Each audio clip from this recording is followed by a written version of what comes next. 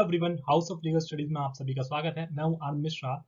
All India Bar Examination के important MCQs के part second में हम पहुंच गए हैं।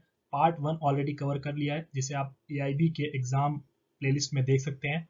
स्टार्ट करते हैं हम लोग।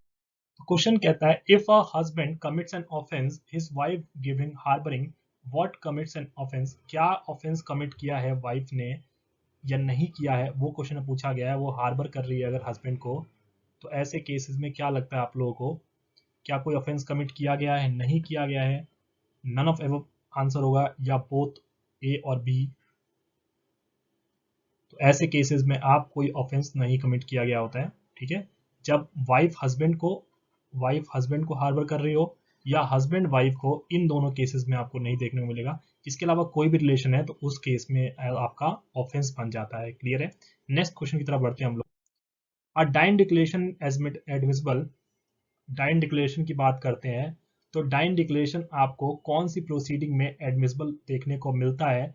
क्या वो क्रिमिनल प्रोसीडिंग की बात करते हैं, या वो बस सिविल केसेस में देखने को मिलेगा आपको, या बोथ ए और बी, मतलब क्रिमिनल और सिविल दोनों की बात कर रहे हैं, या आपको क्रिमिनल केसेस में देखने को मिलेगा लेकिन आपको सिविल केसेस में कुछ एक्सेप्शनल केसेस में ही डाइन डिक्लेरेशन एडमिसिबल होता है।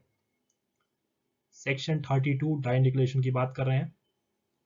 तो डाइन डिक्लेरेशन के एडमिशन की जब बात करते हो तो ये दोनों केसेस में एप्लीकेबल होता है। ठीक है, सिविल में भी और क्रिमिनल में भी दोनों केसेस में आपको देखने को मिलेगा। इसका मतलब हमारा आंसर हो गया both a and b. Next question बढ़ते हैं हम लोग। Which of the following is rights of a copyright owner. Copyright owner के कौन से राइट्स आपको देखने को मिलेंगे? तो क्या लगता है आप लोगों को? ए है publish their work and perform their work in public, translate and broadcast their work, prevent other from making unauthorized use of copyright work, या all of above। कौन कौन से राइट आपको देखने को मिलेंगे कॉपीराइट ऑनर के? तो कॉपीराइट ऑनर के राइट्स की बात करें तो सारे आपको राइट्स देखने को मिल जाते हैं, तो आपका all of the above answer हो गया। नेक्स्ट बढ़ते हैं। Which of the following is correct in respect to shelf prospectus. Correct पूछा गया है। क्या बात करते हैं? शेल्फ प्रोस्पेक्टस की बात करते हैं। क्या होता है शेल्फ प्रोस्पेक्टस? कंपनीज एक्ट का क्वेश्चन है ये। क्या लगता है आप लोगों को क्या होना चाहिए आंसर? जब भी आप देखते हो तो आपको देखने मिलेगा it does not mean a separate prospectus for each offering. ठीक है, ये आपका ऑप्शन करेक्ट है। Which the following legislatures regulate the public issue in India. Public issue की बात करते हैं। ठीक है, तो कौन उसको रेगुलेट करता है? तो क्या वो कंपनीज एक्ट 2013 के थ्रू रेगुलेट होगा, या सिक्योरिटीज कॉन्ट्रैक्ट रेगुलेशन एक्ट 1952 के थ्रू रेगुलेट होगा, या securities and exchange board of India 1992 के थ्रू रेगुलेट होगा, या ऑल ऑफ आपको आंसर देखने को मिल जाएगा। तो क्वेश्चन नंबर 30 का क्या लगता है आपको, क्या होना चाहिए आंसर? कौन रेगुलेट करता है पब्लिक इशू को इंडिया में? तो पब्लिक इशू की जब भी बात करेंगे तो आपको तीनों चीज़ें देखने को मिलेंगी। कंपनीज एक्ट भी आपको रोल प्ले करेगी, सिक्योरिटीज कॉन्ट्रैक्ट रेगुलेशन एक्ट भी आपका देखने को मिलेगा, और security and exchange board of India की बात करते हैं। ठीक है, तो आपका ऑल ऑफ एबव आपका आंसर हो जाएगा। नेक्स्ट क्वेश्चन की तरफ। Which section of negotiable instrument act 1881 deals with presumption in favour of holder. Presumption की बात करते हैं तो किसकी बात कर रहा है कि जो होल्डर है नेगोशिएबल इंस्ट्रूमेंट का, तो उसके रिगार्डिंग प्रिजम्पशन की बात करते हैं, तो वो किस सेक्शन में रेज होता है प्रिजम्पशन? क्या वो 122 है, 139 है, 143 है, या 145 है? क्या लगता है आप लोगों को? जल्दी से कमेंट करें। नेगोशिएबल इंस्ट्रूमेंट एक्ट की बात करते हैं एनआईए की, तो आपको क्या देखने को मिलता है कि होल्डर के फेवर में प्रिजम्पशन कौन से सेक्शन में रेज किया जाता है? तो क्या लगता है आप लोगों को?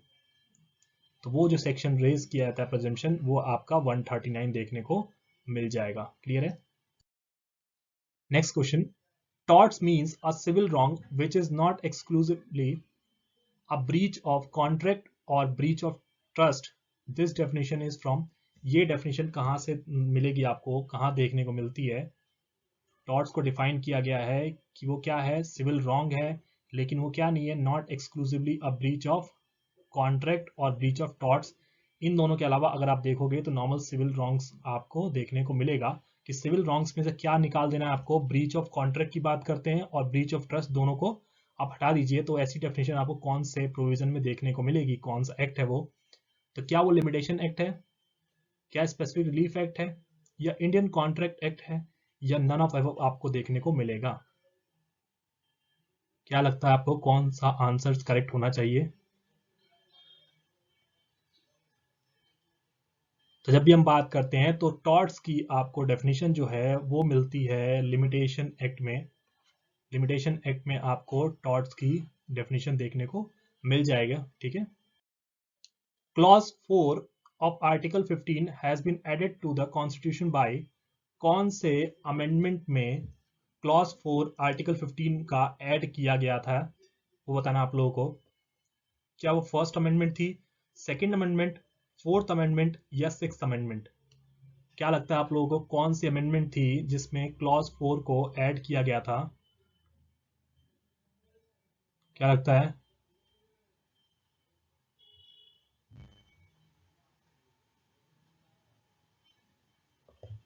आर्टिकल 15 क्लॉज 4, क्या वो फर्स्ट अमेंडमेंट है, सेकंड है, फोर्थ थी, या सिक्स्थ अमेंडमेंट के थ्रू क्लॉज 4 को ऐड किया गया था, बताइए। तो वो आपको देखने को मिलेगा जो फर्स्ट अमेंडमेंट के थ्रू आपका ऐड किया गया था क्लॉज 4, ठीक है। Next question, the supreme court of India formulated the doctrine of ellipse in, doctrine of ellipse की बात करें, डॉक्ट्रिन ऑफ इलिप्स की बात करें तो किस केस में हेल्ड किया गया था? क्या लगता है कौन सा केस है वो?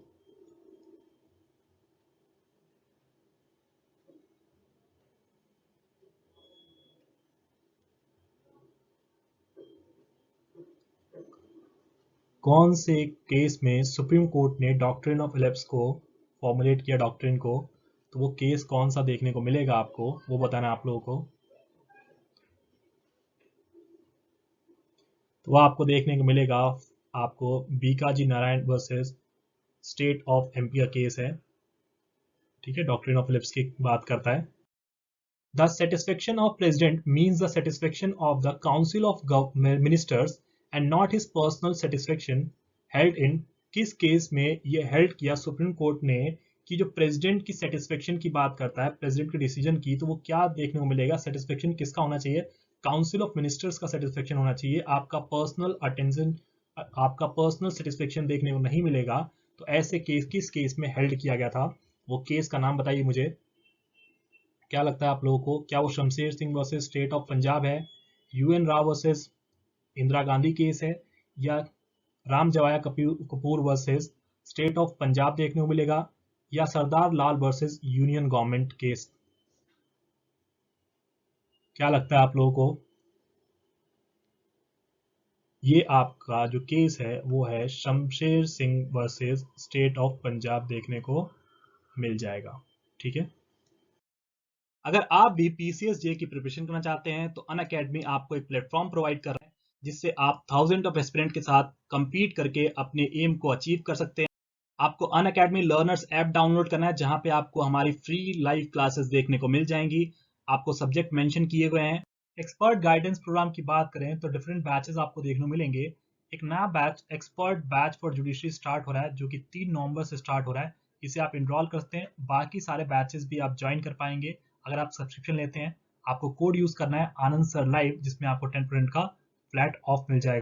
प्लस सब्सक्रिप्शन की बात करें तो बेनिफिट्स देखेंगे आप, इंडिया के बेस्ट एडुकेटर आपको एक ही प्लेटफॉर्म पे मिलते हैं, इंटरेक्टिव लाइव क्लासेस देखने को मिल जाती हैं, आपको लाइव टेस्ट और क्विज कॉन्सेप्ट देखने को मिलता है, आपका कोर्सेज टाइम पे कराया जाता है, पीडीएफ फॉर्म में आपको नोट्स मिल जाते हैं। कोई भी आपको सब्सक्रिप्शन लेना है तो आप मेरा कोड यूज कर सकते हैं आनंद सर लाइव, जिसमें आपको फ्लैट 10% का ऑफ मिल जाए।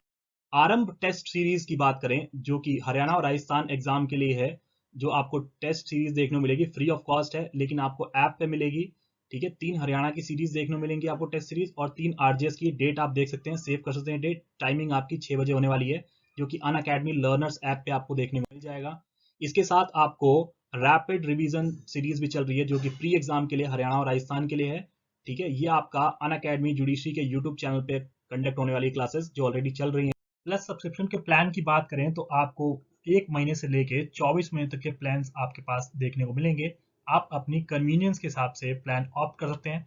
अगर आप 24 महीने का प्लान ऑप्ट करते हैं तो जिसका अमाउंट आपको 55,000 दिख रहा है, वो आपको 49,500 का पड़ेगा, जिसमें आपको 10% का ऑफ देखने को मिलेगा। ये कैसे मिलेगा आपको ऑफ? आप कोड यूज करेंगे आनंद सर लाइव, तो 10% आपको ऑफ मिल जाएगा। इसके अलावा हमसे जुड़ने के लिए आप अनअकैडमी जुडिशरी के यूट्यूब चैनल को सब्सक्राइब करें, जहां पे आपको लाइव क्लासेस मिल जाती हैं एडुकेटर्स की। टेलीग्राम पे मुझे फॉलो कर सकते हैं, जो कि आपको आनंद मिश्रा 10 के नाम से मेरी प्रोफाइल दिख जाएगी आपको। नेक्स्ट क्वेश्चन है, section 25 of Motor vehicle act 1988 deals with. Motor vehicle act का सेक्शन 25 क्या बात करता है? तो जल्दी रिप्लाई कीजिए आप लोग। तो सेक्शन 25 जब बात करते हैं मोटर व्हीकल एक्ट की, तो वो बात करता है transfer of endorsement and issue of driving licence free from endorsement. ठीक है, ये प्रोविजन आपका section 25 of Motor vehicle Act. Next question है, when the communication of proposal is complete. Proposal की बात कर रहे हैं, ठीक है, कॉन्ट्रैक्ट एक्ट की बात कर रहे हो आप लोग। प्रपोजल की बात करें, कम्युनिकेशन ऑफ प्रपोजल कब कंप्लीट माना जाता है? क्या लगता है आप लोगों को, कौन सा ऑप्शन करेक्ट होना चाहिए? तो जब भी हम प्रपोजल की बात करते हैं तो प्रपोजल में आपको देखने को मिलेगा कि जब वो किसकी नॉलेज में आता है, जिस पर्सन के लिए बनाया गया था, प्रपोजल दिया गया था, उसकी नॉलेज में आएगा तो प्रपोजल कंप्लीट मान लिया जाएगा। क्लियर है? नेक्स्ट क्वेश्चन देखते हैं, ए बीइंग इन डेब्ट to be the money lender of his village contracts a fresh loan on terms which appears to be अनकॉन्स्टेनेबल।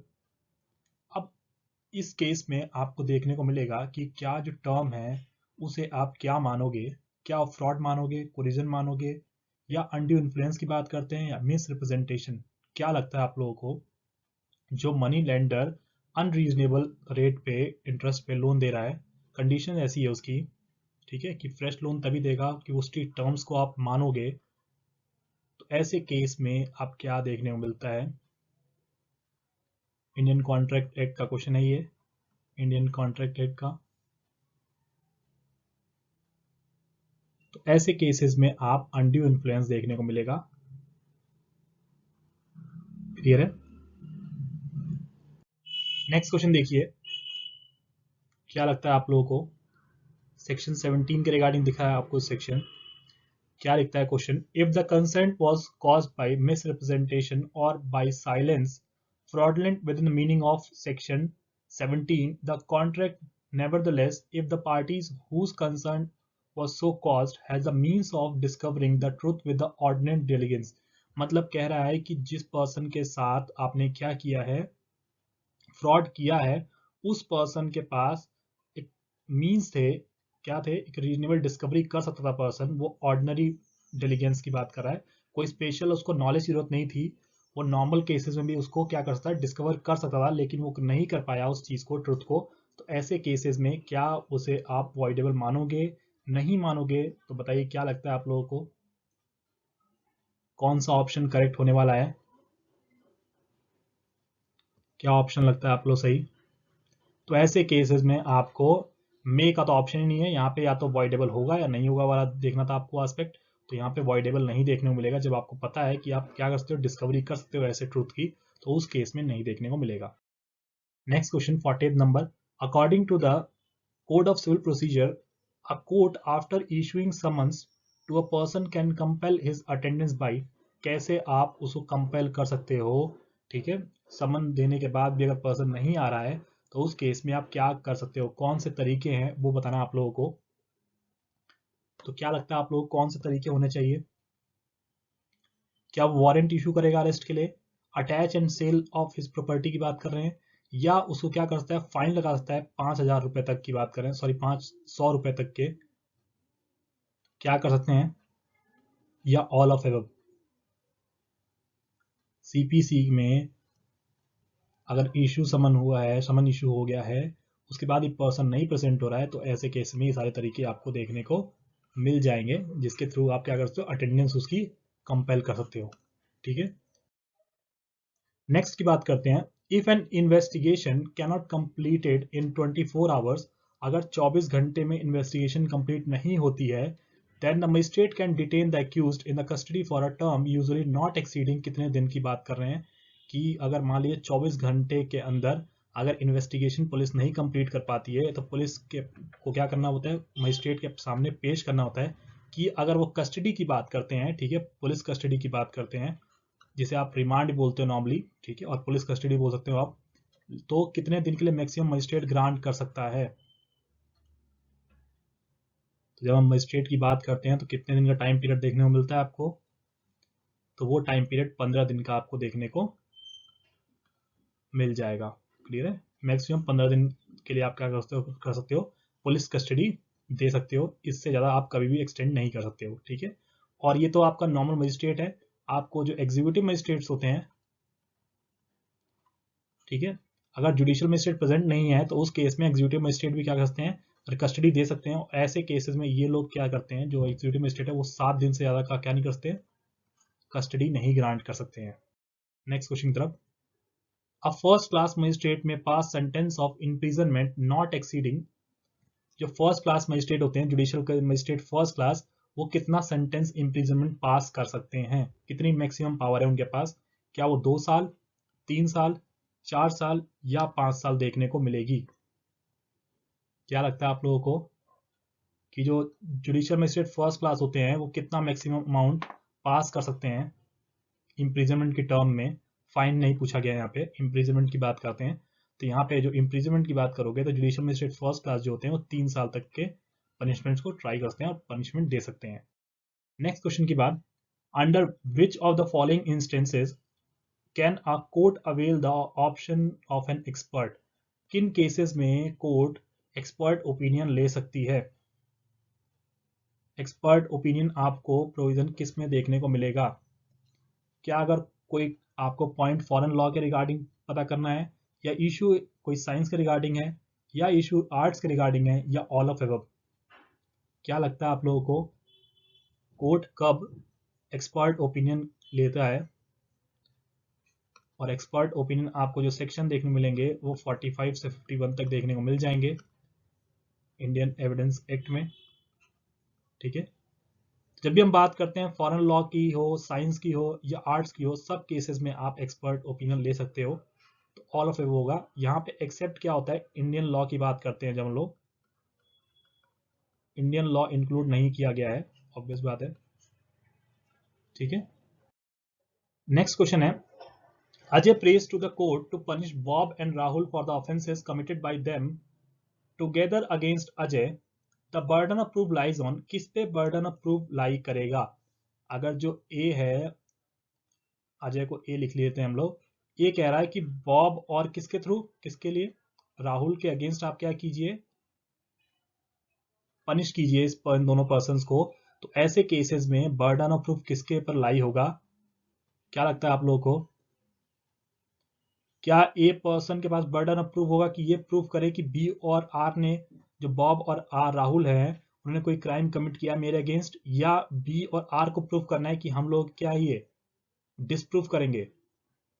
तो जब भी हम बीओपी की बात करते हैं, बर्डन ऑफ प्रूफ की बात करते हैं, तो आपको जब सेक्शन 101 देखोगे आप एविडेंस एक्ट का, जो बर्डन ऑफ प्रूफ की बात करता है, तो वो क्या है कि जब आप कोर्ट जाते हो, जो पर्सन कोर्ट जा रहा है, तो ऑब्वियस बात है अजय क्या है, अजय जा रहा है, तो ऐसे केस में अजय को प्रूफ करना पड़ेगा कि ऑफेंसेस उसके अगेंस्ट कमिट किए गए हैं। क्लियर है, next question, an application for compensation under motor vehicle act must be made to, क्या लगता है किसको एप्लीकेशन आप कंपनसेशन के लिए करते हो, क्या वो डिस्ट्रिक्ट कोर्ट होती है, मेट्रोपॉलिटन कोर्ट होते हैं, या मोटर एक्सीडेंट क्लेम ट्रिब्यूनल की बात करते हैं, या बोथ ए और बी देखने को मिलेगा आपको।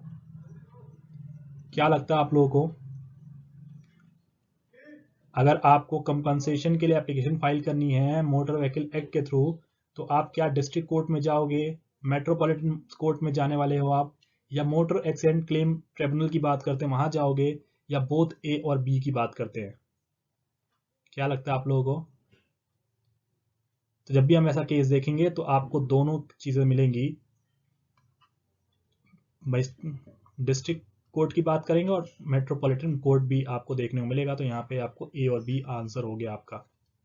नेक्स्ट क्वेश्चन तरफ बढ़ते हैं। Under the factories act 1948 a person having ultimate control over the affairs of factory is called, क्या लगता है आपको, जिसके पास अल्टीमेट कंट्रोल हो फैक्ट्री के अफेयर्स का, ठीक है, तो उनको आप क्या टर्म कंसीडर करते हैं? ऑक्यूपायर, मैनेजर, चेयरमैन या मैनेजिंग डायरेक्टर? क्या लगता है आपको? फैक्ट्रीज एक्ट अगर आपने पढ़ा है 1948 का जो एक्ट है उसमें क्या देखने को मिलेगा? तो ऐसे केसेस में आप देखते हो उसे ऑक्यूपायर बोला जाता है। Next question, according to the industrial dispute act a works committee is required to be form when there are more than, कितने वर्कर्स होने चाहिए, वर्कमैन की बात कर रहे हैं, तो एक वर्क कमेटी आपकी कॉन्स्टिट्यूट की जाएगी, ठीक है। तो क्या लगता है वो 250 होंगे, 200, 150 या 100 वर्कमैन होंगे? तो ऐसे केसेस में आप वर्क्स कमेटी आप स्टैब्लिश करेंगे।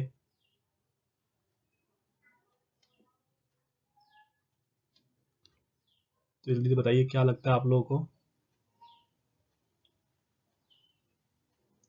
जब भी हम बात करते हैं 100, मिनिमम आपको नंबर्स जो होते हैं वो 100 देखने को मिल जाएंगे।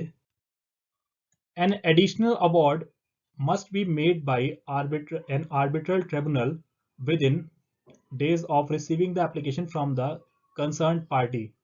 एडिशनल अवार्ड आप कितने दिन में कर सकते हो, ठीक है, वो पूछा गया है कि जब एप्लीकेशन पार्टी कंसर्न पार्टी लगाती है एप्लीकेशन, तो उस केस में एडिशनल ऑर्डर कितने दिन में आप पास कर सकते हो? क्या वो 30 डेज है, 45 डेज है, 60 डेज है, या 90 डेज देखने को मिल जाएगा आपको? क्या लगता है आप लोगों को? 30, 45, 60, 90 कितने दिन देखने को मिलेगा आपको एडिशनल ऑर्डर की जब बात करते हैं हम लोग? तो ऐसे केसेस में जब आप देखते हो तो आपको 60 डेज का टाइम पीरियड देखने को मिलेगा। According to the advocates act 1961 appointed day means, क्या लगता है आप लोगों को अपॉइंटेड डे मतलब क्या होता है? अपॉइंटेड डे मतलब क्या होता है? वो ऐसा दिन होगा जब एडवोकेट, क्या लिखा है देखो ये पहला question, the day on which an advocate is appointed as जज ऑफ द हाई कोर्ट, या the day on which an advocate is appointed the vice president of the bar council of India, या the day on which the provisions of the act came into force, या none of above? क्या लग रहा है आपको? Advocates act की बात करें तो अपॉइंटेड डे मतलब है कि जिस दिन क्या हुआ, प्रोविजन केम इनटू फोर्स आया, ठीक है, उसे आप अपॉइंटेड डे बोलोगे। Who is authorized to fix the day and place of inquiry in the disciplinary committee of a bar council? तो बार काउंसिल की बात कर रहे हैं कि कौन ऐसा है पर्सन, कौन अथराइज्ड है जो फिक्स करता है time and place of inquiry, ठीक है, डिसिप्लिनरी कमेटी की। तो क्या लगता है आपको, क्या ऑप्शन आपको करेक्ट लगता है?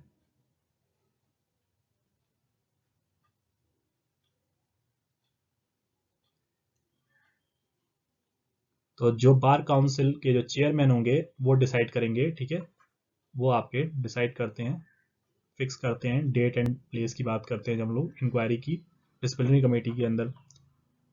इस वीडियो में बस इतना ही। फर्स्ट पार्ट ऑलरेडी अपलोड किया जा चुका है, उसे भी आप देख सकते हैं प्लेलिस्ट में जाके।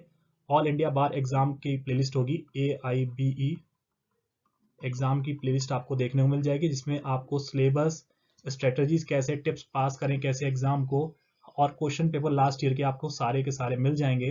तो आपको अगर वीडियो अच्छी लगी हो तो चैनल को सब्सक्राइब करें, वीडियो को लाइक करें और ज़्यादा से ज़्यादा शेयर करें। Thank you.